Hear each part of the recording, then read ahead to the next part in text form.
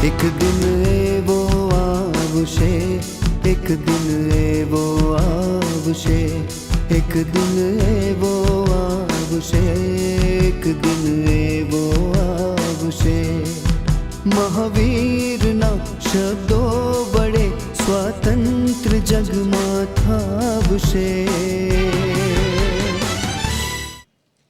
આજે આપણે સૌ પદ્મશ્રી કુમારપાળભાઈની પરમ પૂજ્ય યોગનિષ્ઠ આચાર્ય બુદ્ધિસાગર સુરી મહારાજ સાહેબની કથાની જ્ઞાનધારામાં તરબોળ થવા ભેગા થયા છીએ.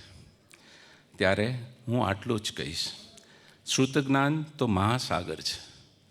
ડૂબકી મારતા મારતા જન્મારો નીકળી જાય પણ કદાચ ભીંજાઈ પણ ના શકીએ, પરંતુ કથાનું યોગમાં શ્રી કુમારપાળભાઈ આપણને રસપૂર્વક એવા જોડી દે છે કે ભીંજાયા વગર રહી જ નથી શકાતું. શ્રી કુમારપાળભાઈનો અતૂટ પુરુષાર્થ અને અસ્ખલિત વાણીએ 8 વર્ષોથી વિવિધ કથાઓ સાથે આપણને યોગ કરાવી આપ્યો છે. કુમારપાળભાઈની 8 કથા સાંભળીને જાણે આપણા 8 કર્મ મંદ પડ્યા છે.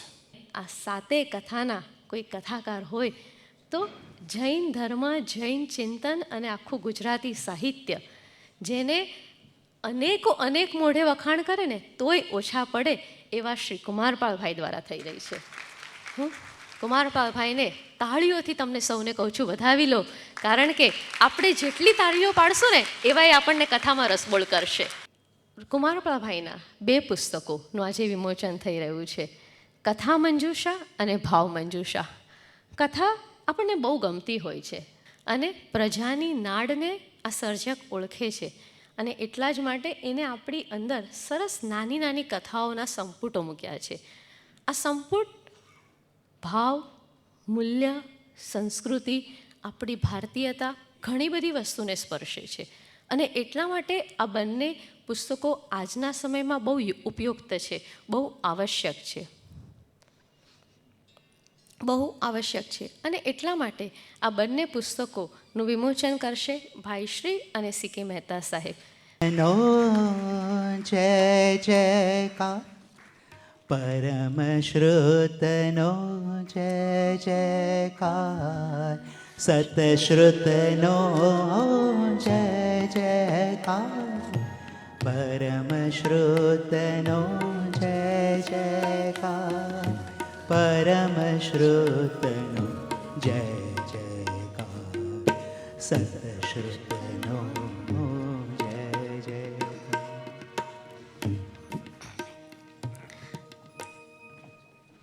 સંગીત પર જે સતત આપણને સૌને ભીંજવતા રાખવાના છે અને રસ તરબોળ કરવાના છે, વિક્રમભાઈ શાહ, પ્રતિકભાઈ શાહ અને રવિન્દ્ર નાઝીમમાં છે. રવિન્દ્ર નાઝીમભાઈ, આપ ત્રણેયને અમે અત્યારથી જ અભિનંદન અને આભાર માનીએ છીએ, કારણ કે આપનું સંગીત અમને સતત ભીંજવતું રાખશે. હજી એક બીજા પુસ્તકનું વિમોચન આજે આપણે કરી રહ્યા છીએ. આપ જાણો છો કે શ્રી જૈન મુંબઈ યુવક સંઘ, આ સંઘ તરફથી દર મહિને પ્રબુદ્ધ જીવન નામનું એક સામાયિક બહાર પડે છે. 1929થી આ સામાયિકે પોતાની પરંપરા શરૂ કરી છે, અને એ સામાયિકમાં એક બહુ મહત્ત્વનો વળાંક આવ્યો જ્યારથી અંગ્રેજી ભાષા દાખલ થઈ. શ્રી વાત્સલ્યદીપ મુનીશ્વરજી મહારાજ સાહેબે શ્રાવક કથાઓ લખી હતી, જેમાં અલગ અલગ શ્રાવકોએ કઈ રીતે ધર્મ અને મૂલ્યોની વાત કરી છે. એ ગુજરાતીમાં લખાયેલી પરિચય ટ્રસ્ટ દ્વારા પ્રકાશિત એ પરિચય પુસ્તિકાનો જેમને અંગ્રેજીમાં અનુવાદ કર્યો તે છે પુષ્પાબેન. સ્ટોરીઝ ઓફ શ્રાવકા, વાત્સલ્યદેવ મુનીશ્વરજી, વાત્સલ્યદેવ આચાર્ય મહારાજે લખેલી એક. તો હું હંમેશા એમ કહેલું કે મુંબઈ જૈન યુવક સંઘ કુમારપાળભાઈથી બહુ વધારે શોભાયમાન થયું છે, અને કથાના પ્રસંગે અમે એમનું શાલ ઓઢાડીને જો સન્માન ન કરીએ તો અમે ક્યાંક ઓછા ઉતરીએ. કુમારપાળભાઈ, આપના પ્રેમે સૌ વડીલોને ફરીથી સ્ટેજ ઉપર બોલાવ્યા છે. હું આપને સૌ વડીલોને વિનંતી કરીશ કે આપ આગળ આવીને કુમારપાળભાઈનું સન્માન કરીએ. કુમારપાળભાઈ આંતરરાષ્ટ્રીય સન્માન પ્રાપ્ત વ્યક્તિ છે, પદ્મશ્રી એવોર્ડ વિજેતા છે, અને બીજા અનેક એવોર્ડો કુમારપાળભાઈને પ્રાપ્ત થયેલા છે. 100થી વધારે પુસ્તકો તેમને લખ્યા છે.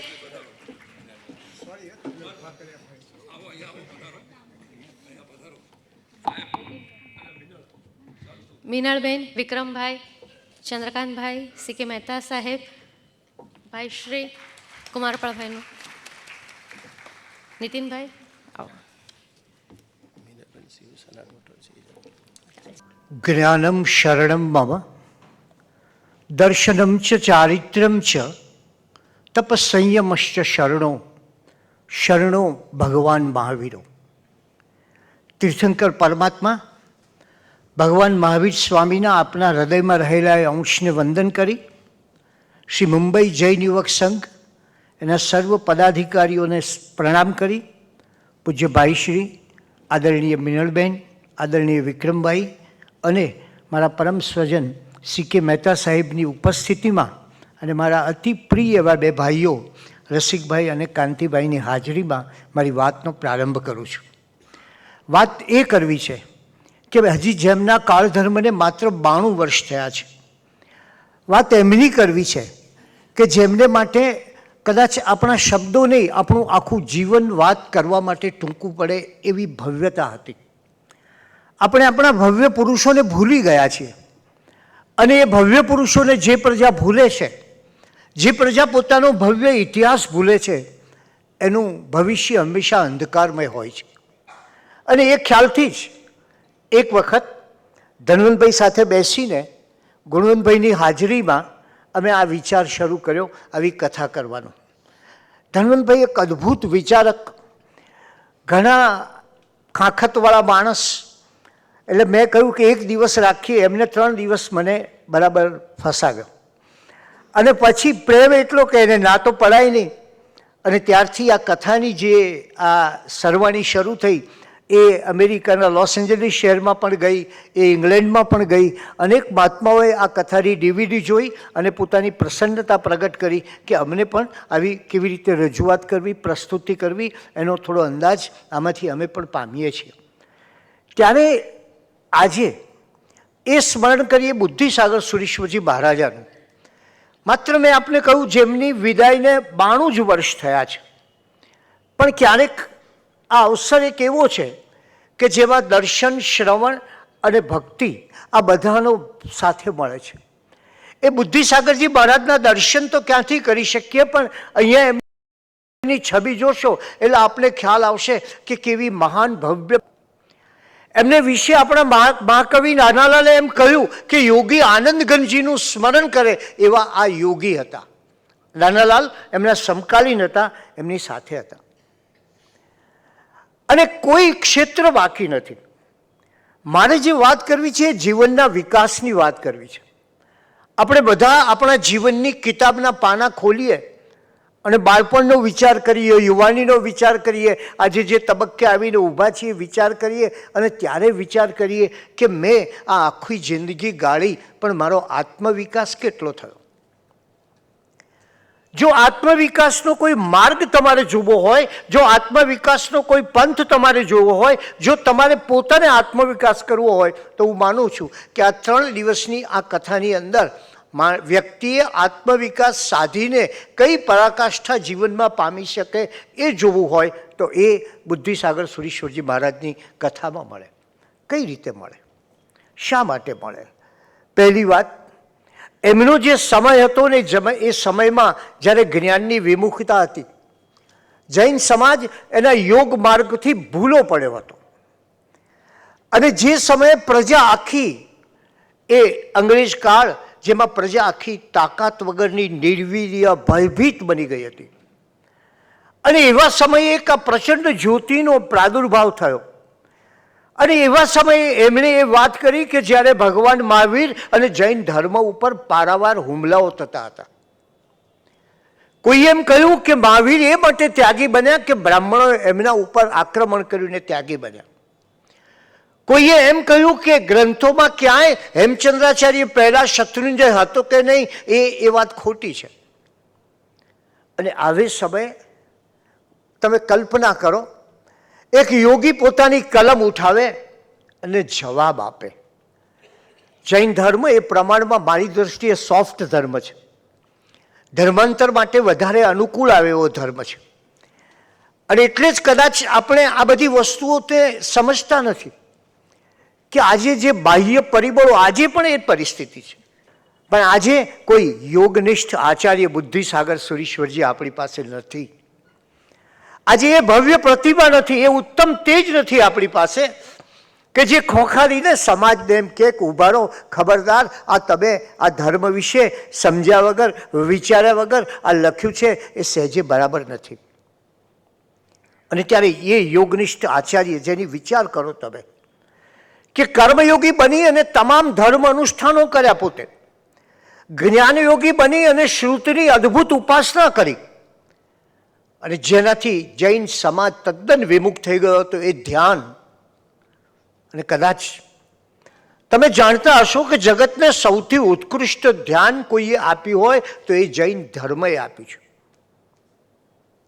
આપણને અહીંયા ભદ્રંકર વિજયજી મહારાજનું પણ સ્મરણ થાય, પણ એ જૈન ધર્મએ આપ્યું કે જે જૈન ધર્મમાં તીર્થંકર પરમાત્મા ભગવાન મહાવીર સ્વામીએ કાયોત્સર્ગ આપી અને જગતને એક મોટી પરાકાષ્ઠા આપી કે તમે ધ્યાન કરો, પલાઠી લગાવીને કરો, તમારા આશ્રમમાં કરો, ઠંડી મજાની હવા સરસ નદી કિનારામાંથી આવતી હોય ત્યારે કરો, આંખો બંધ કરો એટલે દુનિયા બંધ થઈ જાય ત્યારે કરો.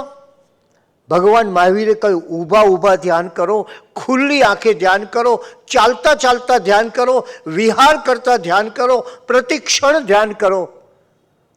અને એ જગતને એક મોટી ધ્યાનની એક વાત એમણે કાયોત્સર્ગમાં આપી. એ જ ધ્યાન, એ જ પરંપરા, એ જ જ્ઞાન બરાબર યોગનિષ્ઠ આચાર્ય બુદ્ધિસાગર સુરીશ્વરજીમાં થાય છે. એટલે ક્યાંક તમને કોઈ કર્મયોગી સાધુ મળે, ક્યાંક તમને કોઈ જ્ઞાનયોગી સાધુ મળે, ક્યાંક તમને કોઈ યોગ સાધક મળે, પણ ત્રણેય શિખરોનું એક સાથે દર્શન એ આ બુદ્ધિસાગર સુરીશ્વરજી મહારાજામાં થાય છે.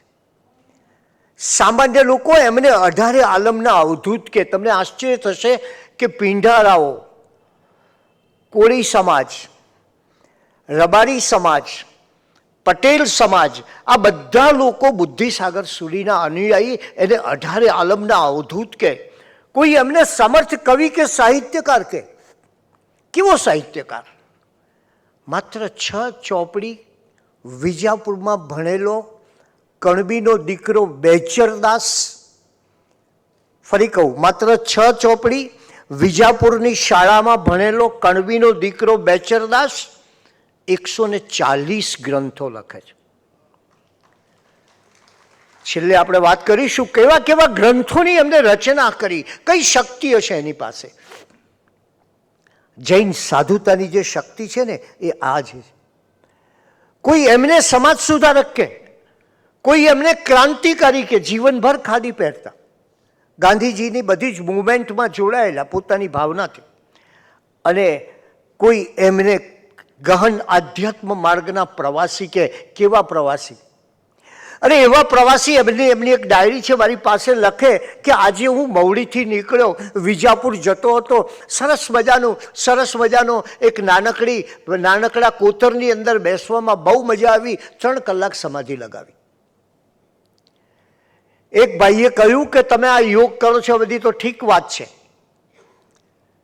એટલે બુદ્ધિસાગર કહ્યું બેસ મારી સામે, તને બતાવું. અને થોડીક વારમાં પોતાની સાધનાથી આખા જમીન પરથી ઊંચે થઈ ગયા.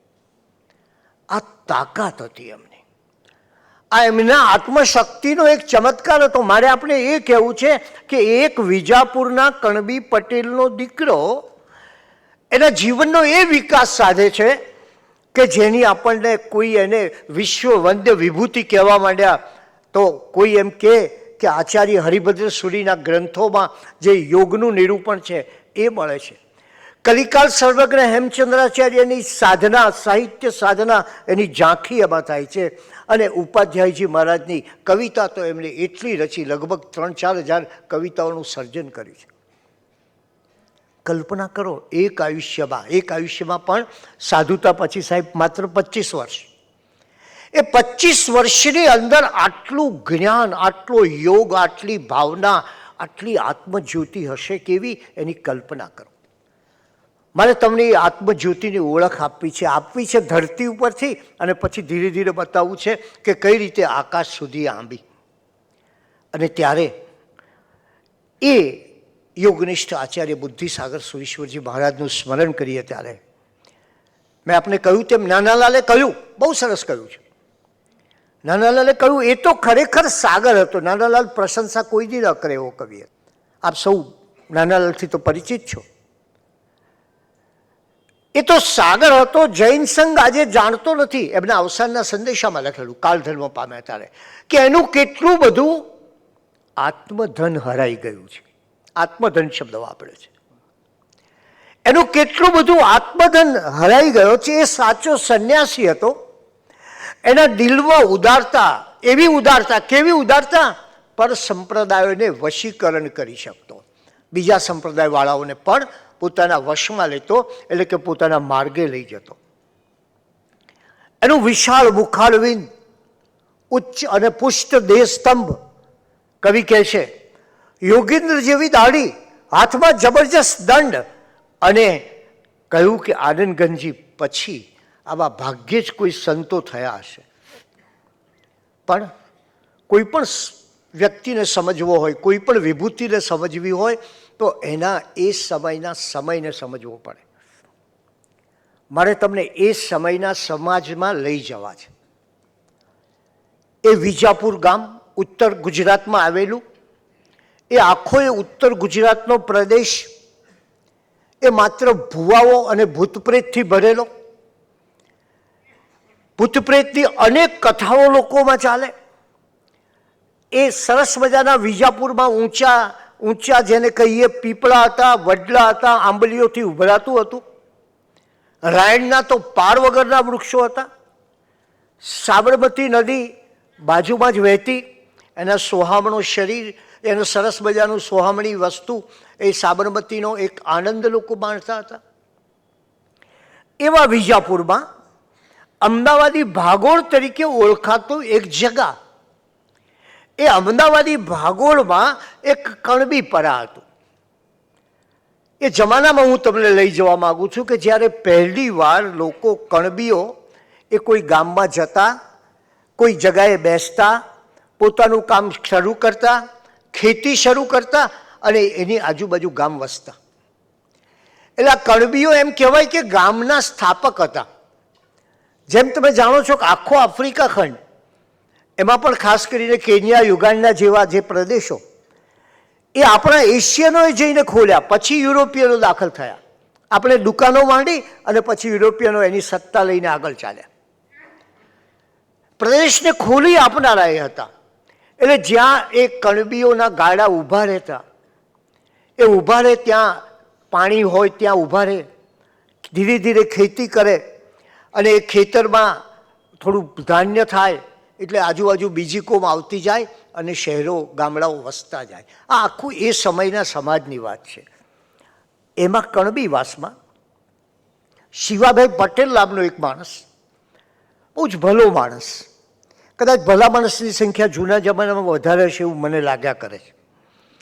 આપણે બહુ જૂના સમયના લોકો, એટલે આપણા વડીલોની જરા વાત સાંભળીએ ત્યારે ભાગ્યે જ કોઈ કે ફલાણે તો બહુ કરાફાત હતા, એવું કોઈ નથી કહેતું આપણને. તો એ બહુ જ ભલો માણસ, અને એ મોટે ભાગે પોતે એક અંગરખું, માથે મોટી પાઘડી અને 10 શેરિયા જોડા, એટલે વજનવાળા જોડા પહેરતો. હવે આ બધી વસ્તુઓ તો આપણે ભૂલી ગયા છીએ.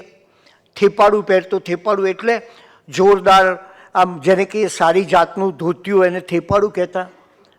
આ બધી વસ્તુ ભૂલાતી જાય છે. હવે થોડા વખતમાં રોટલો પણ મ્યુઝિયમમાં જોવા મળશે આપણને. તો એ પરિસ્થિતિમાં આ શિવાભાઈ પટેલ બસ એક જ જાણે પરોપકાર કરવો. આ લોકોને મોટી ફિલોસોફીમાં નહોતા પડ્યા, મારે આપને એ કહેવું છે. અને માણસ બહુ ફિલોસોફીમાં પડે એટલે વધારે ગૂંચવાઈ જાય છે. સરળતા જેવી વસ્તુ જ ક્યાંય નથી બીજા. મારે આપને કહેવું છે, તમે પ્રભુ મહાવીરનો ઉપદેશ સાંભળો, તદ્દન સરળ છે.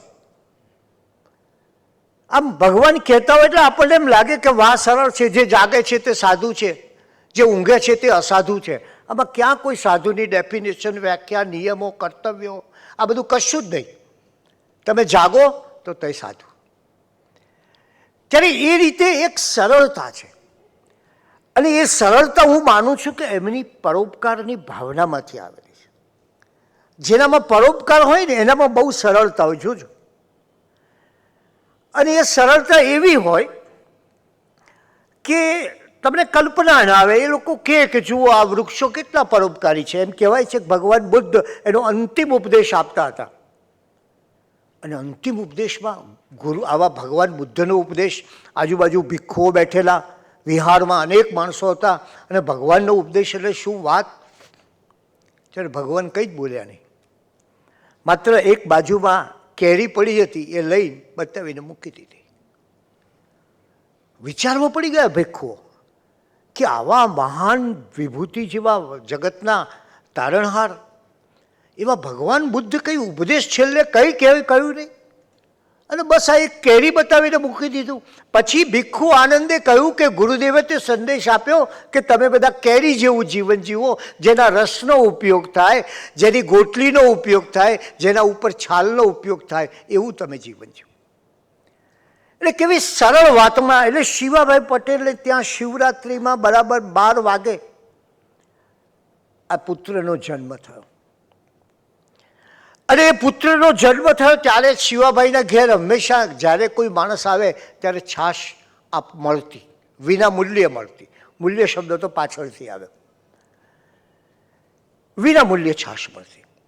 પણ એ દિવસે શિવાભાઈએ કહ્યું કે આજે છાશની બધાને ગોરસ આપો, કારણ કે આજે આપણા ઘરમાં એક સારો સરસ મજાનો દિવસ છે.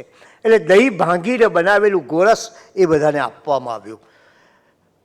1874ના મહાવદ 14 શિવરાત્રિનો આ પવિત્ર દિવસ વિજાપુરમાં માટીના ભીંતવાળા ઘરમાં રહેતા એક સામાન્ય કણબી પટેલના ત્યાં આનો જન્મ થયો.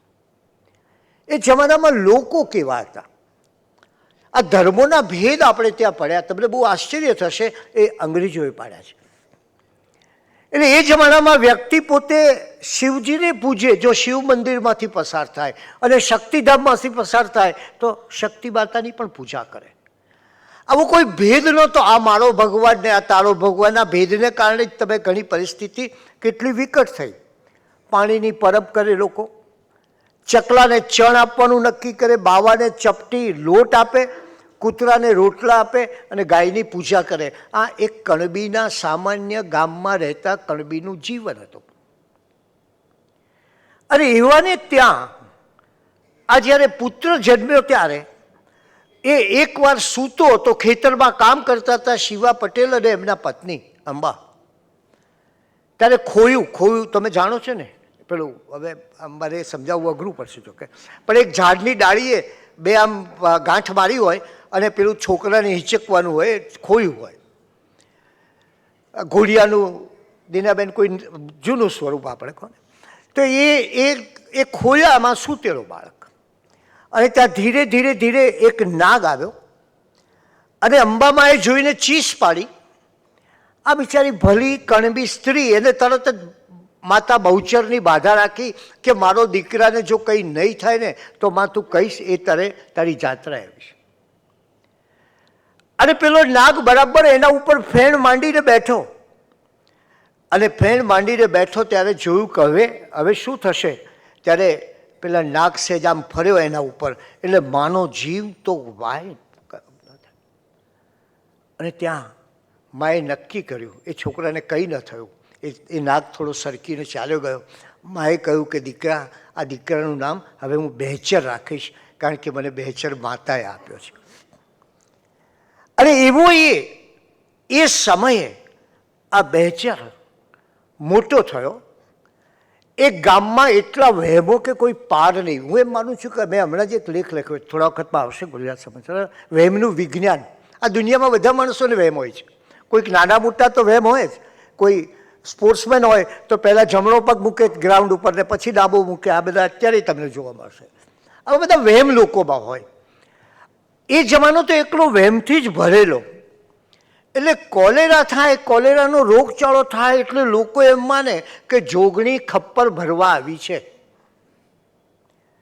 જોગણી પોતે લોકોનું બલિદાન માગે છે એમ કે.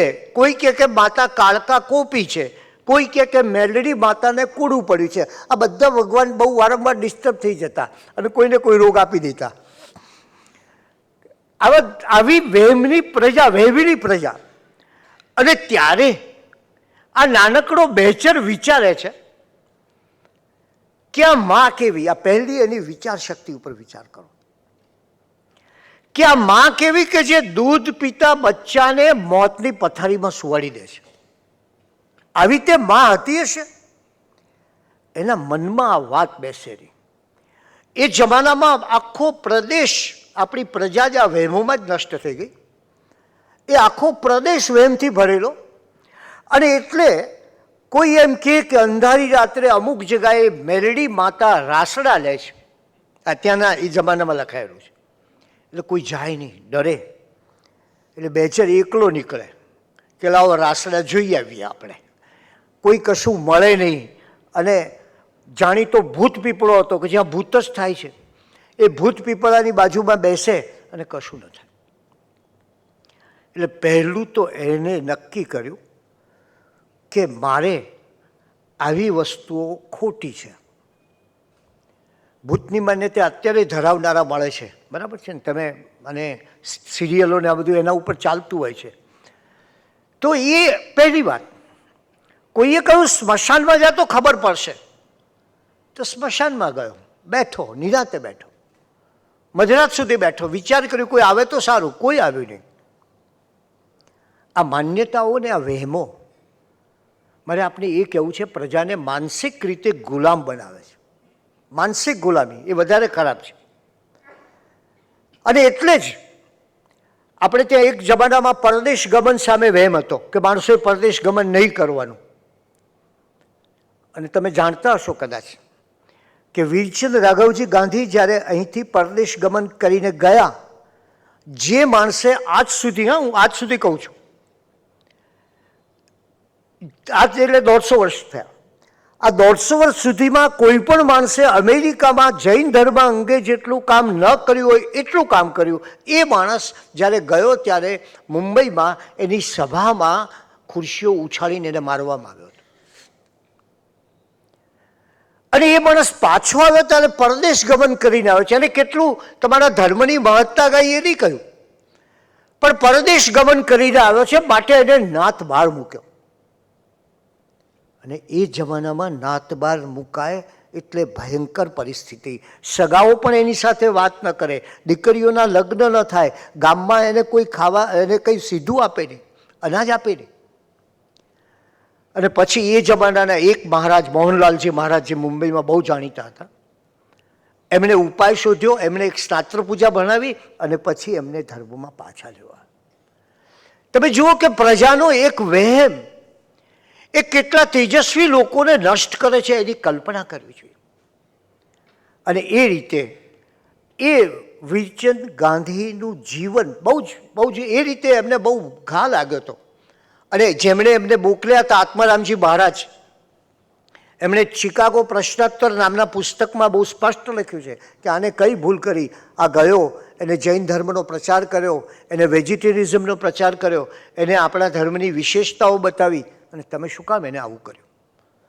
પણ વહેમ આગળ, સામાજિક વહેમો આગળ, આ માનસિક ગુલામી આગળ મુશ્કેલી થાય. આ નાનકડું બેચર નક્કી કર્યું કે ચાલો ભૂતને મળીએ. ક્યાંક રાત્રે જાય, સ્મશાનમાં બેસે, ક્યારેક કૂતરાનું કંપાવી દેનારું રુદન સંભળાય, ક્યારેક શિયાળમાં રોતા હોય, પણ એને કંઈ ન થાય, નિર્ભય હતો.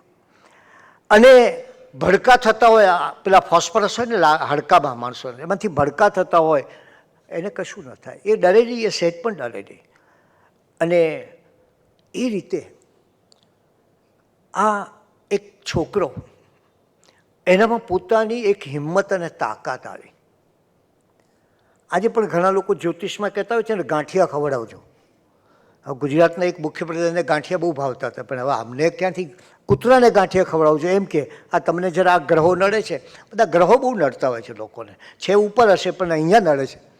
હા, અને પાછા માણસો એટલા બધા ભોળા છે, અથવા ડરપોક છે, અથવા તો કાયર છે કે ગ્રહોની પાછળ પોતાનું જીવન બરબાદ કરી દે.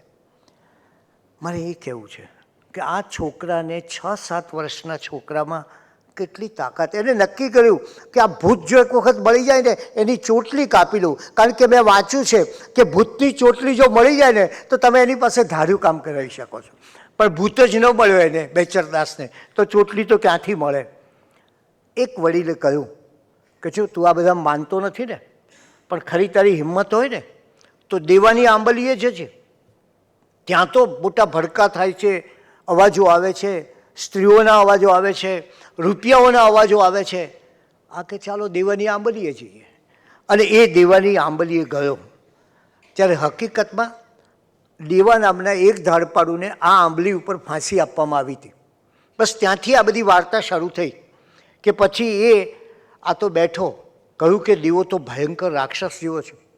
એ બેઠો ને નિરાતે પેલા કાતરા ખાવા લાગ્યો અને બધા છોકરાઓને બોલાવ્યા. આ માણસ, આ છોકરો એકવાર પોતે ઘર તરફ પાછો આવતો હોય છે અને ત્યારે જુએ છે કે બે ભેંસ ચરીને આવી છે અને બે આમ એકબીજા સાથે શિંગડા ભરાવીને લડે છે, આમ માથા પટકે છે એકબીજાના. અને એને જોયું તો ત્યાં એક માઢવાડી ભાગોળ છે. એ માઢવાડી ભાગોળમાંથી એક વૃદ્ધ જૈન સાધુ ધીરે ધીરે આવતા હતા. આને થયું કે જો આ ભડકેલી ભગરી ભાદરવો ચરેલી ભેંસ જો આ સાધુને અથડાશે તો સાધુનું શું થશે કહેવાય નહીં. એટલે આ જુવાન કણબી એ પોતાની પાસે ગયો, એની પાસે, અને પેલી વિફરેલી દોડતી ભેંસને બરાબર પકડી. ધૂળ એટલી બધી ઉડેલી, બુમરાણ એટલી બધી થયેલી, અને એને અટકાવીને પેલા સાધુને બચાવ્યા, વૃદ્ધ સાધુને. વૃદ્ધ સાધુ એને જોઈને પૂછ્યું, ભાઈ ત્યાં શું કર્યું? કેમ આ ભેંસને આ રીતે મારી? એને મનમાં હતું કે આ મુનિને શું થશે? અને ત્યાં જોરથી મુનિએ એક ફટકો મારવાનો અવાજ સાંભળ્યો, એટલે કે પેલા બેચરે જોરથી લાકડીનો ફટકો પેલી ભેંસને માર્યો અને ભેંસ પાછી હટી ગઈ. 14-15 વર્ષનો જુવાન, કણબી જુવાન, સશક્ત માણસ, બાવડાનું બધું બળ ભેગું કરી અને જરા આ ભેંસને બરાબર લાકડી ફટકારેલી. એટલે આજુબાજુના વડીલો બધા તો ખુશ થઈને શાબાશી આપવા માંડ્યા. અને પછી આ કણબી જુવાન પેલા વૃદ્ધ સાધુ પાસે ગયો. એટલે એને તો બહુ સ્વાભાવિક અપેક્ષા હોય ને કે આપણને શાબાશી આપશે કે તે મારો જીવ બચાવ્યો ને આમ કર્યું ને આ બધું કર્યું. ત્યારે કહ્યું, ભાઈ પ્રાણી તો અબોલ કહેવાય, તેને તારાથી આવો ફટકો ન મરાય. આ અબોલ પ્રાણીને તારા ફટકાથી એના અંતરની આંતરડી કેટલી કકડી હશે એની તને વિચાર આવે છે ખરો? આ જુવાન 15 વર્ષના કણબી યુવાનને થયું કે વાહ, આ તો ભારે થઈ, ધર્મ કરતા ધાડ પડી. આ સારું કરવા ગયા અને કંઈ એમનો પ્રાણ બચાવ્યો અને એને મોતના મુખમાંથી બચાવ્યા એવી તો કોઈ જ વાત નથી કરતા. એટલે આ બેચરે કહ્યું કે સાહેબ, એને એનું જ્ઞાન પ્રગટ કર્યું કે આ ભેંસ છે ને એ બહુ જાડી બુદ્ધિની હોય, એમાં બહુ બુદ્ધિ ન હોય, અને એ બુદ્ધિ ન હોય એટલે આ ભેંસે તમને શિંગડા માર્યા હોત તો શું થાત એ તમને ખબર નથી. એને શબ્દ કહ્યું, બુહા વિના પાસરી ન થાય, એને મારો તો જ સીધી ચાલે. હું ન આવ્યો હોત ને તો તમારા બધાય વર્ષ પૂરા થઈ ગયા હોત. ના ભાઈ ના, એવું કશું નથી. મહાત્મા કહે છે એ અબોલ પ્રાણીની આત્મા હોય છે, એનોય જીવ દુભાતો હોય છે. અમારે ખાતર કોઈનોય જીવ દુભાય એ અમને પસંદ નથી. આ જૈન ધર્મની વાત છે. પેલા કણબી યુવાનને કહે છે, અમારો ધર્મ તો એમ કહે છે કે જેમ તમને તમારો જીવ વાલો છે ને એમ દરેક પ્રાણીને, દરેક સૌ કોઈને પોતાનો જીવ વાલો હોય છે. આ કણબી યુવાનને થયું કે આ તે કેવો ધર્મ કે જે પોતાનો જીવને, પારકાનો જીવને, એનો પારકાનો જીવ એ પોતાના જીવ જેવો ને આ લાકડી ન મરાય ને આ બધું કહેનારો ધર્મ કયો? એટલે પૂછ્યું કે મહારાજ તમારો ધર્મ કયો છે? એટલે કહ્યું અમારો ધર્મ એ જૈન ધર્મ છે. અને મહારાજે બહુ સરસ વાક્ય કહ્યું. એ બળની વાત કરે છે, પણ બાવડાના બળની નહીં, આત્માના બળની. મારનાર મોટો નથી, એ કહે છે તારનાર મોટો છે. તારા બળને હું શું વખાણું? તારું આ બળ, એનાથી તારું કલ્યાણ નહીં થાય. જુવાન કહે છે તમે તો બહુ નવી નવાઈની વાત કરી. આવા બળની વાત તો મેં ક્યાંય સાંભળી નથી. કોઈ આત્માના બળ જેવી વસ્તુની તો મને કંઈ કોઈ ખબર નથી. તો શું મારી પાસે જે બળ છે એ ખોટું? અને મુનિરાજ રવિસાગરજી મહારાજ કહે છે તારી પાસે જેમ બળ છે ને એવું તો ભેંસની પાસે પણ બળ હતું. તારું બળ ને એના બળમાં કોઈ ફરક નથી. આ તો તે એને એકાએક પકડી, નહીં તો એ તને હરાવી જાય. પણ સાચું બળ એ તો વિદ્યાનું બળ છે, એ તો આત્માનું બળ છે, એ તો જ્ઞાનનું બળ છે. એ બળથી માણસનું ભલું થાય, બીજાનું ભલું થાય અને દેશનું એ ભલું થાય. વિજાપુરના ગામની ભાગોળે એક યુવાનને આ વાત કરે છે. તો કે એ બળ કઈ રીતે કેળવાય મને? તો કે એ બળ કેળવવું હોય તો તારામાં આધ્યાત્મની શક્તિ જોઈએ. એમને એમ બળ કેળવાય નહીં તારાથી, એ આધ્યાત્મની શક્તિ જોઈએ. અને પછી એને થયું કે ઓહ, મારી પાસે જે શક્તિ છે એના કરતાંય બીજી કોઈ આત્માની શક્તિ છે. અને આને પરિણામે બે પરિવર્તન થયા. જે બેચરદાસ ભૂતપ્રેતની સામે થતો હતો એ બેચરદાસને એક મહાન સૂત્ર મળ્યું, તું જ તારો ભાગ્ય વિધાતા છે. કોઈ ભૂત, કોઈ પ્રેત, કોઈ ડાકણ, કોઈ જોગણી, કોઈ માયા, કોઈ ખપ્પરવાળી સ્ત્રી એ તારું કશું કરી શકતી નથી.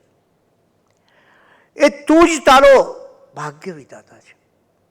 અને એટલે જે આત્મવિશ્વાસનો અભાવ હતો એ જમાનાના લોકોમાં, ભીરુ લોકો હતા, ડરપોક લોકો હતા, વહેમી લોકો હતા, એ બધામાં એક નવી જ ઘટના બની. અને બીજું પરિવર્તન એ આવ્યું કે જેવો જીવ મારો છે એવો પ્રાણીનો છે. ભગવાન મહાવીરનું એ વાક્યનું સૂત્રનું સ્મરણ કરો, જીવાવહો અપવહો. જીવનો વધ એટલે પોતાનો વધ. અને કદાચ આ બહુ મોટી વાત છે જૈન ધર્મની. એક માઇકલ ગાયનર નામનો માણસ, બીબીસીનો ડોક્યુમેન્ટરી ઉતારનારો, એને મને એક દિવસ એમ લખ્યું કે મારે જીવાતખાનાનું ફિલ્મિંગ કરવું છે. હવે તમે વિચાર કરો, આ જીવાતખાના શું? હું જાણતો હતો પણ કેટલાક લોકોને પૂછ્યું, મને કે કંઈ ખબર નથી. એક સમયે જૈનો પોતે એને પૂછ્યું કે આ જીવાતખાનાનો આઈડિયા ક્યાંથી લાવ્યો? મને કે મેં શહેનશાહ અકબરની વાત સાંભળીને. શહેનશાહ અકબર કહે છે કે આ જૈન લોકો કયા છે? જીવાતખાનાનો ધર્મ પાળનારા છે. આ જીવાતખાનું એટલે એવી એક જગા કે જે એકદમ ઠંડી હોય, ભોંયરા જેવી હોય.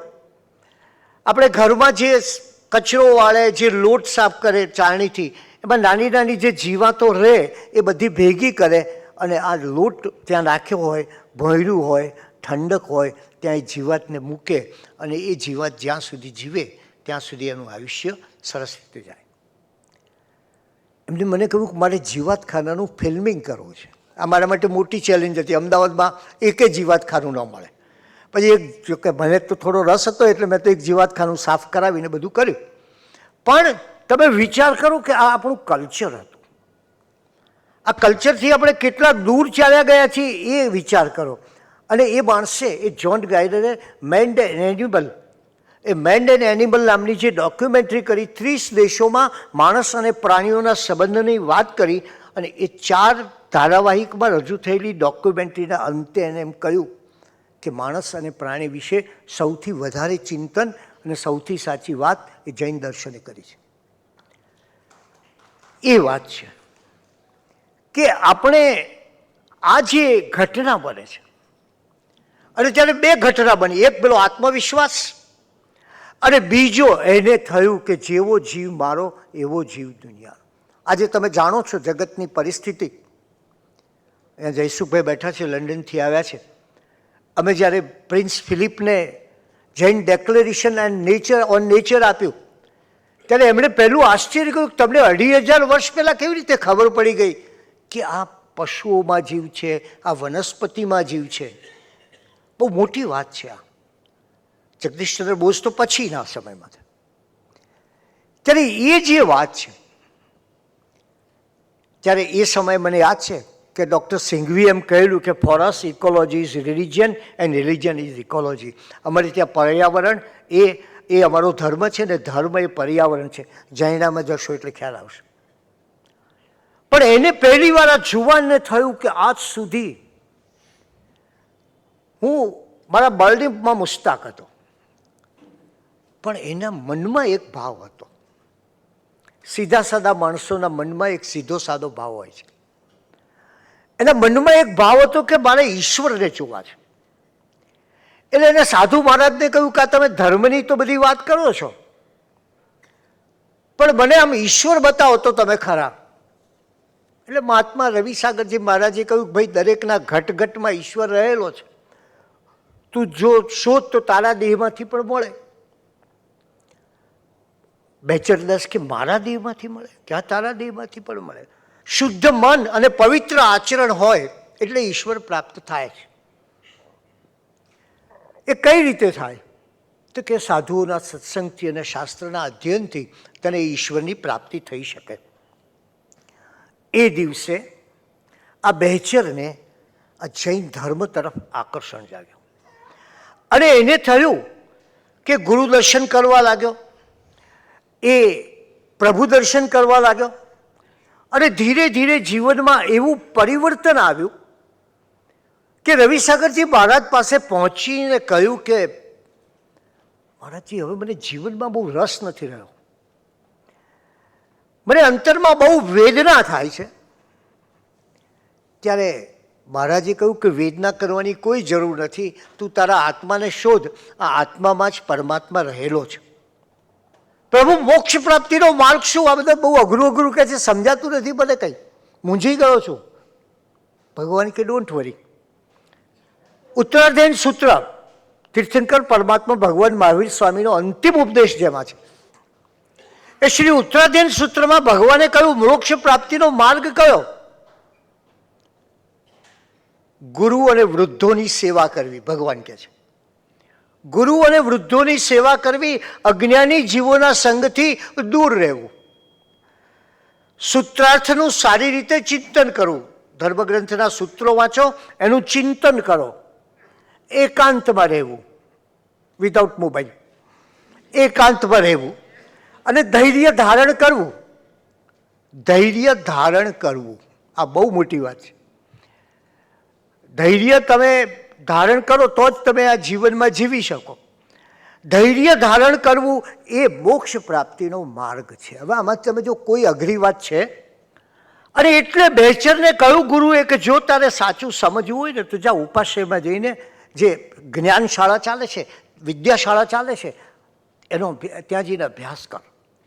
અને એની 15 વર્ષની ઉંમરે એને અભ્યાસ શરૂ કર્યો અને પહેલું સૂત્ર ભણ્યો, નમો અરિહંતાણ.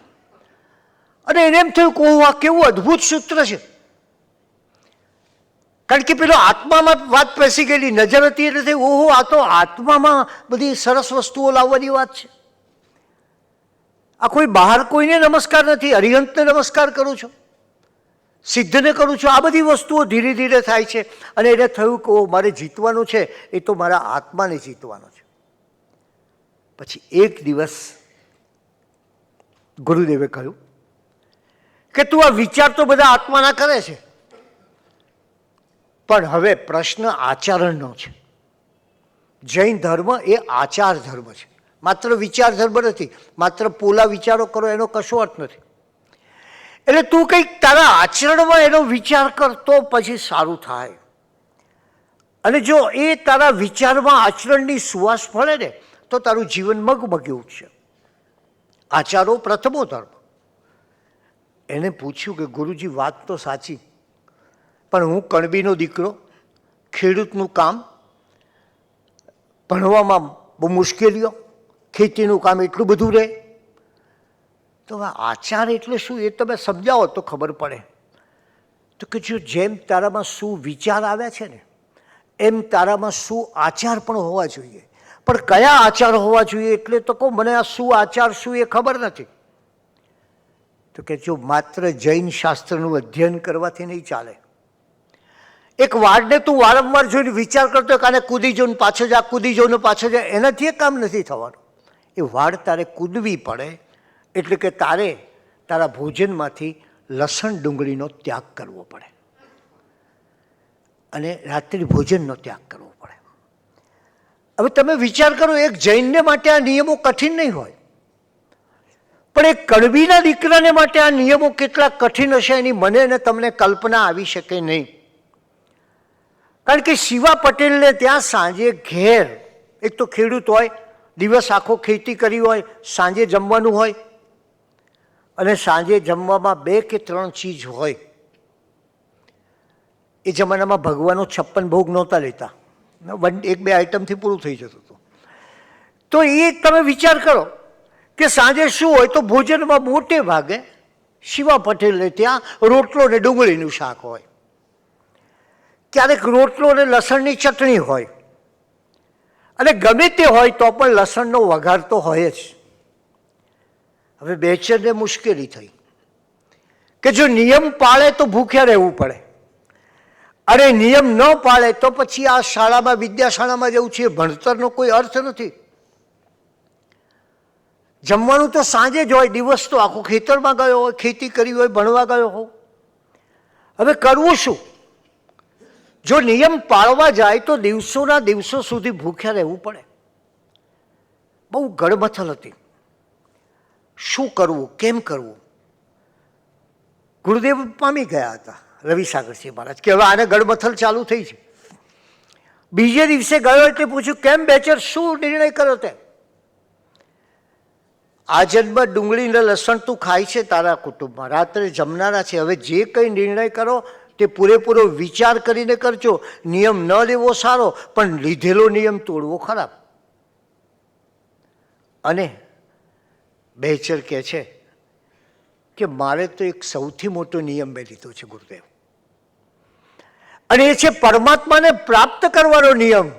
અને એ નિયમને માટે તમે કહો એ બધા જ નિયમ પાળવા હું તૈયાર છું. અને આ 15 વર્ષનો કણબી જુવાન એને આ નિયમ પાળ્યા. પણ નિયમ પાળવા મેં તમને કહ્યું તેમ બહુ અઘરા એ માટે હતા કે એને દિવસોના દિવસો સુધી જમ્યા વહીના સૂઈ જવું પડ્યું.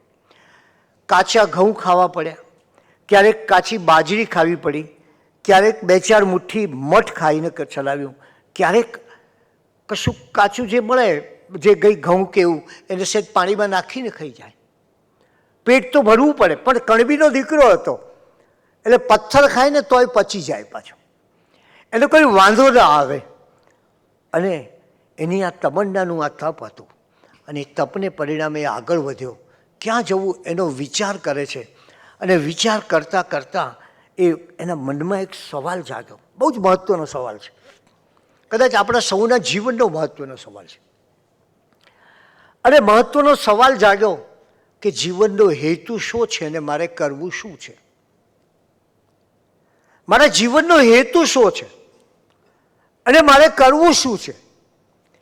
સિક્કે મહેતા સાહેબની માફક કોઈકને ભદ્રંકર વિજય મળી જાય અને રસ્તો મળી જાય અને 75મા વર્ષે બધું છોડી દે, પણ કેટલાક તો 90 વર્ષે પણ ફિલ્ડિંગ કરતા હોય છે, કામ કરતા હોય છે, લોવાટ કરતા હોય છે, અકળાતા હોય છે. ત્યારે અહીંયા તમે વિચાર કરો કે એને એક જ વિચાર કર્યો કે મારા જીવનમાં કયો પ્રશ્ન મહત્વનો છે ને મારે શું ધ્યેય છે. માણસ આખી જિંદગી કાઢે ને પણ એને ખબર નથી હોતી કે મારા જીવનનું ધ્યેય શું છે. આમ એકમાંથી બીજામાં, કારણ કે ધ્યેય તમે રાખો ખરા, પણ એક જગ્યાએથી બીજી જગ્યાએ દોડો, બીજી જગ્યાએથી ત્રીજી જગ્યાએ દોડો, એ દોડવામાં જ આપણું ધ્યેય છે જતું રહે, અને પછી જિંદગીના અંતે જે કંઈ નિશાસા રહે તે. ત્યારે એને પહેલું નક્કી કર્યું કે મારું ધ્યેય શું છે.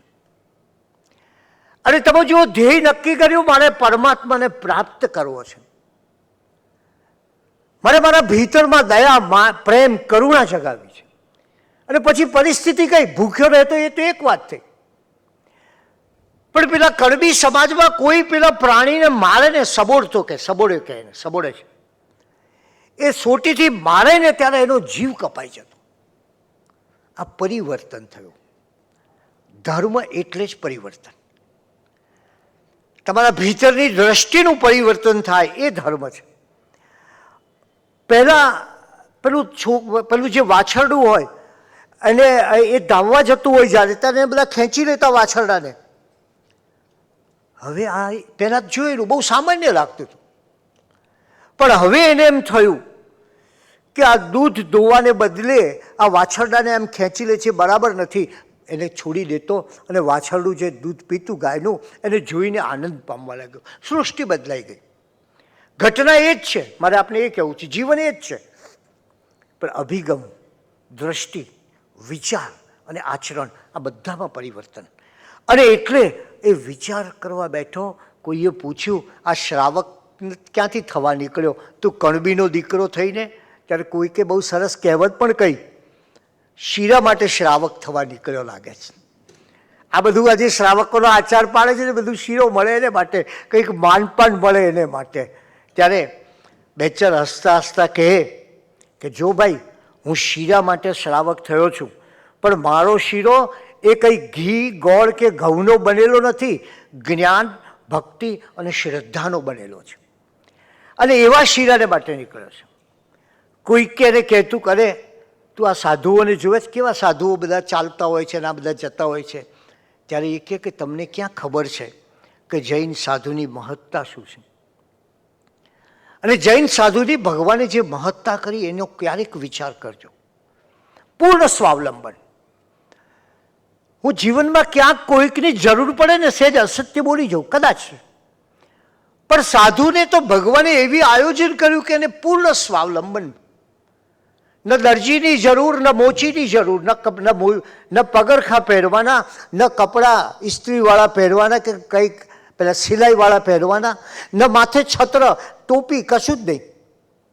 અને પગ વિહાર કરવાનો, અને જે ઘેર જાય ત્યાં જે પ્રાપ્ત થાય એ ગ્રહણ કરવાનું, નિર્વદ્ય આહાર.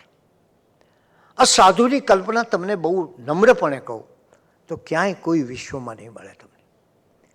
દરેક ધર્મોને જોઈ આવો, એના સાધુઓનો વિચાર કરો, ત્યારે આપણને ખબર પડે કે આ સાધુ અદ્ભુત છે. અને એ સમયે બેચરે નક્કી કર્યું કે મારે શું કરવું છે, પણ કરવું છે કઈ રીતે? પરમાત્માની સાક્ષીએ કરવું છે. મારે હવે આત્માના પંથે જવું અને પોતાના ભીતરને, પોતાના ચેતનને એ જગાડવાનો પ્રયત્ન કરે છે. હે મારું ચૈતન્ય, જાગ, મને એક માર્ગ બતાવ, મારે એ માર્ગે જવું છે. અને એની જે રઢ લાગી છે પોતાના ચેતનને જગાડવાની. ચેતન છે, ચેતન છે, ચેતો ન કોઈ દુનિયામાં તારું, તારું ન કોઈ દુનિયામાં તારું. મિથ્યા માને મારું, મારું, ઓ મિથ્યા માને મારું, મારું. ચેતનજી ચેતો ન કોઈ દુનિયામાં તારું, તારું ન કોઈ દુનિયામાં તારું. 1,84 વાર અનંતી, ઓ 1,84 વાર અનંતી. દેહ ધર્યો દુઃખ પામી, દેહ ધર્યો દુઃખ પામી. અંતરની અદાલતમાં એક સવાલ જાગે છે કે આ ચેતનની ઉપાસના કરવી છે, પણ મારી આજુબાજુની પરિસ્થિતિનું શું? જીવનમાં હંમેશા એક મોટું યુદ્ધ ચાલતું હોય છે. એક વ્યક્તિની પોતાની વાસ્તવિક ઘરની, કુટુંબની પરિસ્થિતિ અને બીજી વ્યક્તિની પોતાના ભીતરની સ્થિતિ. આ બે વચ્ચે એક એવું ઘર્ષણ શરૂ થયું બેચરદાસના હૃદયમાં. માએ કહ્યું કે બેટા, હવે ખેતીમાં પૈસા નથી, જાજો રસકસ નથી, તું આટલું ભણ્યો છે, જરા વધારે ભણ. વધારે ભણીશ તો મોટી નોકરી મળશે, સરકારી કારકુન બનીશ, વકીલાત કરીશ, આટલું તો કર. અને પછી બેચરદાસ એ વકીલ રીખવદાસ અમુલકની પેઢીમાં કામે જોડાયા. આ પેઢીમાં કામ કરવાનું, એમાં આખી પરિસ્થિતિ જુદી, કોઈ અસીલ, કોઈ દાવો, કોઈ દુનિયા જુદી આવી ગઈ બેચરદાસની. અને ત્યારે એક દિવસ આ જેના જીવનમાં મેં તમને કહ્યું તેમ કે આવી ઘટનાઓ બનતી હતી કે ક્યારેક પેલો અસીલ બોલે, વાદી બોલે, અપીલ કરે, રજૂઆત કરવાની હોય. એક દિવસ એના આત્માએ અસીલના રૂપમાં એના અંતરમાં દાવો કર્યો. બેચરદાસના આત્માએ દાવો કર્યો કે તારા જ્ઞાનનો ઉપયોગ આ સાચાને ખોટું કરવામાં અને ખોટાને સાચું કરવામાં કરવાનું છે. પરમાત્માની પ્રાપ્તિનું તારું ધ્યેય તેમ રાખેલું છે, એ તું ભૂલી ગયો. આ તે શું કર્યું? આવો જ પ્રશ્ન ભૂતકાળમાં અબ્રાહમ લિંકનને થયો હતો, મહાત્મા ગાંધીજીને થયો હતો અને વીરચંદ રાઘવજી ગાંધીને થયો હતો. સ્પ્રિંગફિલ્ડમાં વકીલાત કરતા અબ્રાહમ લિંકને નક્કી કર્યું કે જે કેસમાં હું જેનો કેસ લડતો હોઉં એ સાચો છે, એ જ કેસ મારે લેવો, બીજા ન લેવા. ઘણીવાર બહુ મોટી રકમ મળે, પણ એને કેસ ખોટો લાગ્યો, એને લીધા નહોતા.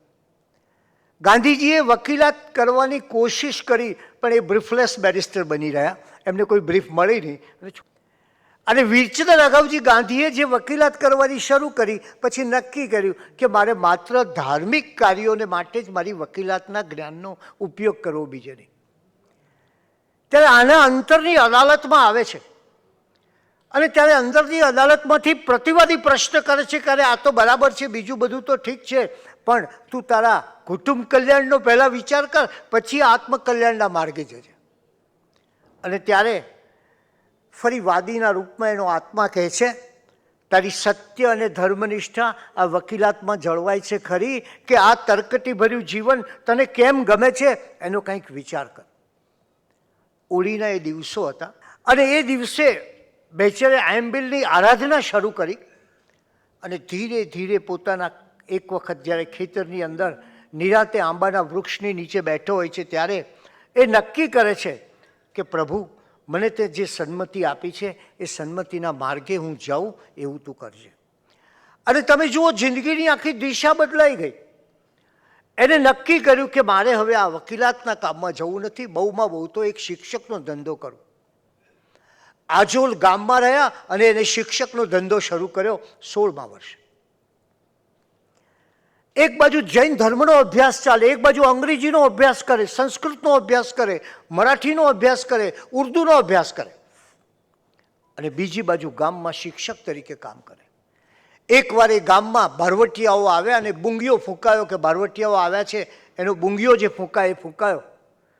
ત્યારે બીજા બધા બેઠા હતા, પણ આ બેચરદાસ એનાથી સહન ન થયું, હાથમાં લાકડી લઈને બહાર નીકળ્યો. એકમાત્ર બેચરદાસ આજોલ ગામની અંદર બારવટિયાનો સામનો કરવા બહાર નીકળ્યો. એ વ્યાખ્યાન સાંભળતો હતો મહારાજ સાહેબનું, અને ત્યાં સાંભળ્યું એટલે ટટ્ટાર દેવ, મન સહન કરવા તૈયાર નહીં, ઊભો થઈને બહાર નીકળ્યો.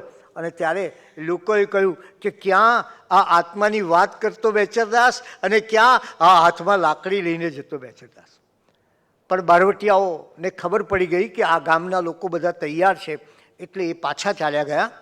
પણ બેચરદાસના ખભા ઉપર પેલી લાકડી ઝૂલતી હોય, બ્રહ્મચર્યના તેજનો ઝળહળાટ હોય, અને એવા બેચરદાસને જ્યારે જોયા ને ત્યારે એક માણસે પૂછ્યું, અરે માસ્તર, તમારા જેવા શાસ્ત્ર ભણાવનારા આ શસ્ત્ર કંઈ ઉપાડે ખરા?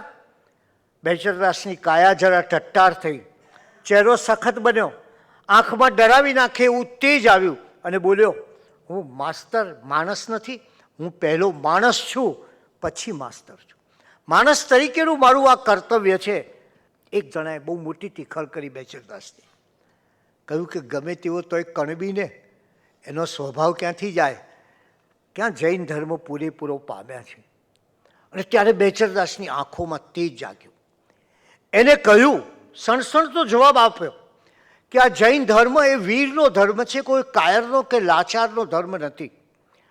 જેને પોતાની જાતની રક્ષા માટે પારકા પર આધાર રાખવો પડે એ લાચાર કહેવાય, એને જૈન કઈ રીતે કહેવાય?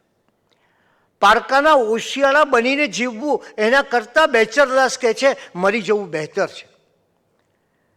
પણ માસ્તર સાહેબ, આ તમે તો અહિંસાના ધર્મની વાત કરો છો ને હાથમાં લાકડી લીધી છે, આ બધું શું? કોઈએ વળી બીજી ટીખળ કરી એની. ગામડું હોય એમાં વધારે ટીખળો ચાલતી હોય, નવરાશ પણ લોકો પાસે સારી હોય. એટલે કે આ તમે આ બધું શું કર્યું? ત્યારે બહુ સરસ જવાબ આપ્યો છે કે મને અફસોસ થાય છે કે જીવદયાના બાના હેઠળ અને અહિંસાના ઓઠા હેઠળ તમે તમારી કાયરતા છુપાવો છો. તમારી લાચારી અને ભીરુતાને આ રીતે ન ચલાવશો. આ તમારા ઘર, તમારી દુકાનો, પેલા જૈનને કહે છે તમારા ઉપાશ્રયો, તમારા દેરાસરો, એની કઈ રીતે તમે રક્ષા કરશો એનો મને જવાબ આપો. બહુ સાચી વાત હતી બેચરદાસની.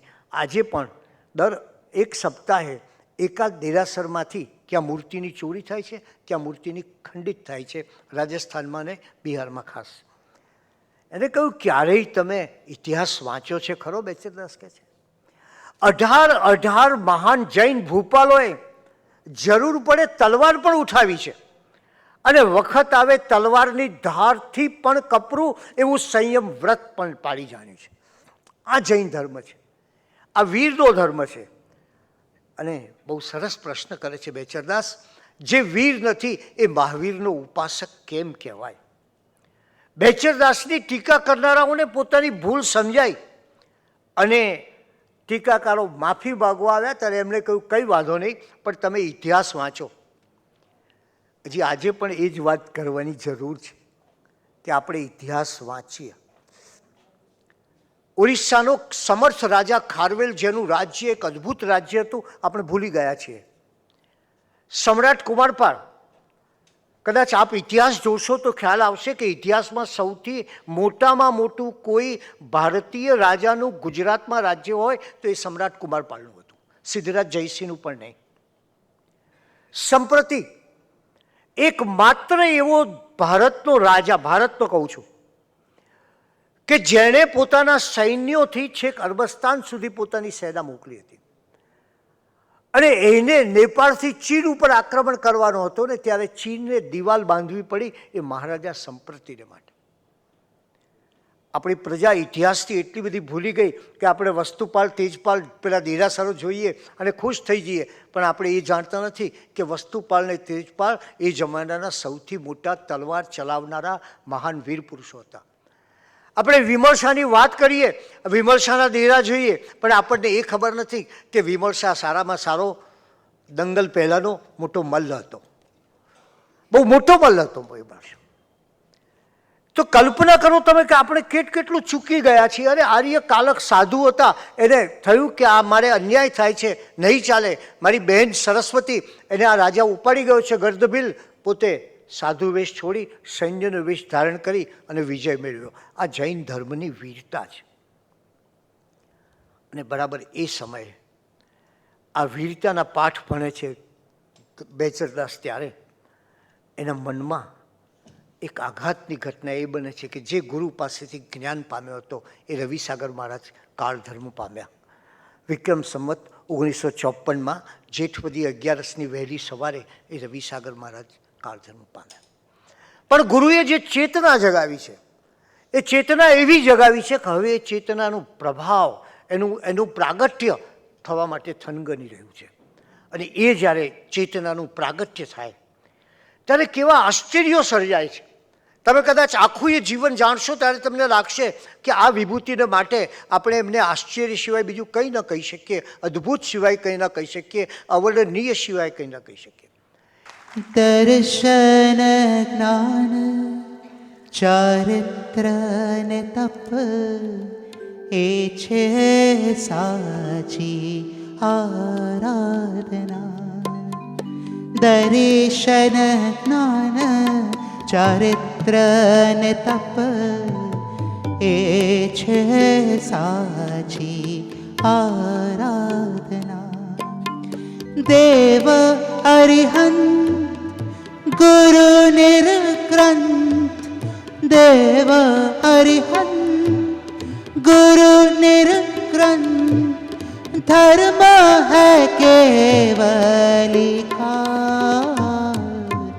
दर्शन ज्ञान चारित्र तप है ये सच्ची आराधना।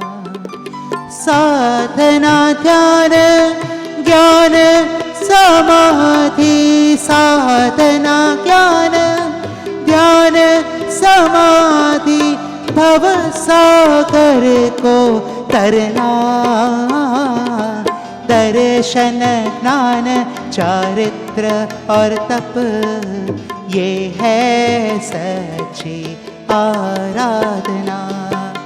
बुद्धि सागर महाराजनो जय जयकार, जय जयकार।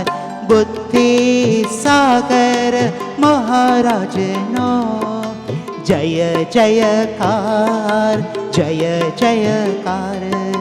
जिन शासनना ज्योतिर्धरनो, जिन शासनना ज्योतिर्धरनो जय जयकार, जय जयकार।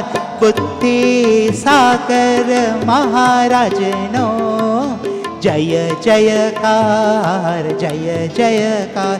हो बुद्धि सागर महाराजनो जय जयकार, जय जयकार।